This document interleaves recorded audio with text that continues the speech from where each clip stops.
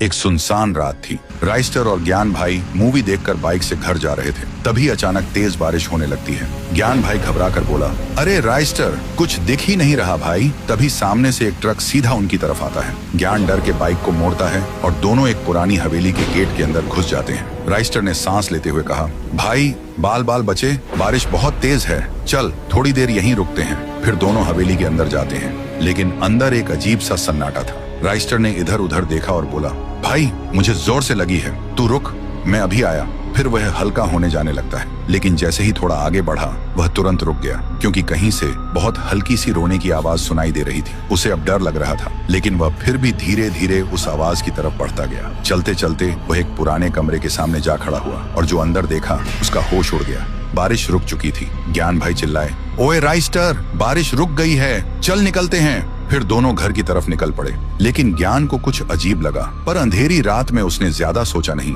अगली सुबह गांव में मेला लगा था, सब मस्ती में थे। तभी वहां हाथ में एक तलवार लेकर राइस्टर आया और सीधा लोगों पर टूट पड़ा। एक एक को तलवार से काट रहा था। गांव में भगदड़ मच गई, हर तरफ लोग मरे पड़े थे। उधर ज्ञान भाई न्यूज देख रहा था। राइस्टर ने गांव पर हमला कर दिया। देखते ही वह चौंक गया और तुरंत बाइक लेकर तबाही वाली जगह पहुंचा। वहां का मंजर देखकर उसकी रूह कांप गई। राइस्टर लोगों को कैद करके रखा था और लोग चीख रहे थे। ज्ञान बोला, ओ ये राइस्टर पागल हो गया है क्या? ये सब क्या कर रहा है? तभी वह राइस्टर अपने असली रूप में आता है, एक काला राइस्टर, और कहता है, तेरा दोस्त अब खत्म हो चुका है, अब इस दुनिया पर शैडो रेल्म का राज होगा, और हंसने लगता है। ज्ञान समझ गया, ये उसका दोस्त नहीं, कल रात हवेली में कुछ तो हुआ था जो उसे पता नहीं था। फिर ज्ञान ने बाइक उठाई और सीधा हवेली की तरफ निकल पड़ा। हवेली पहुंचते ही वह सीधा उसी कमरे में गया। वहां उसने देखा आईने के अंदर असली राइस्टर तड़प रहा था। ज्ञान बोला, भाई तू यहाँ कैसे फंस गया? राइस्टर रोते हुए बोला, कल रात जब मैं हल्का होने जा रहा था, कहीं से मुझे किसी के रोने की आवाज आई।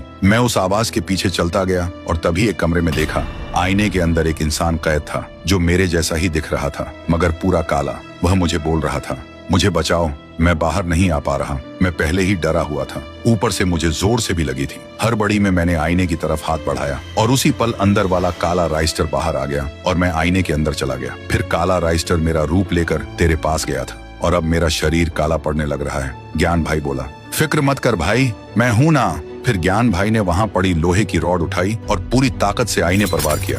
आईना टूट गया। गांव में काला राइस्टर चीखते हुए धुएं में गायब हो गया और हवेली में असली राइस्टर आईने से बाहर आ गया। वह हांफते हुए बोला, थैंक यू भाई, अगर तू वक्त पर ना आता मैं हमेशा के लिए उसमें कैद रह जाता। ज्ञान भाई मुस्कुराते हुए बोला, दोस्ती में थैंक यू नहीं बोलते भाई, चल घर चलते हैं, मुझे भूख लगी है। और इस तरह ज्ञान की होशियारी ने गांव और राइस्टर दोनों को बचा लिया।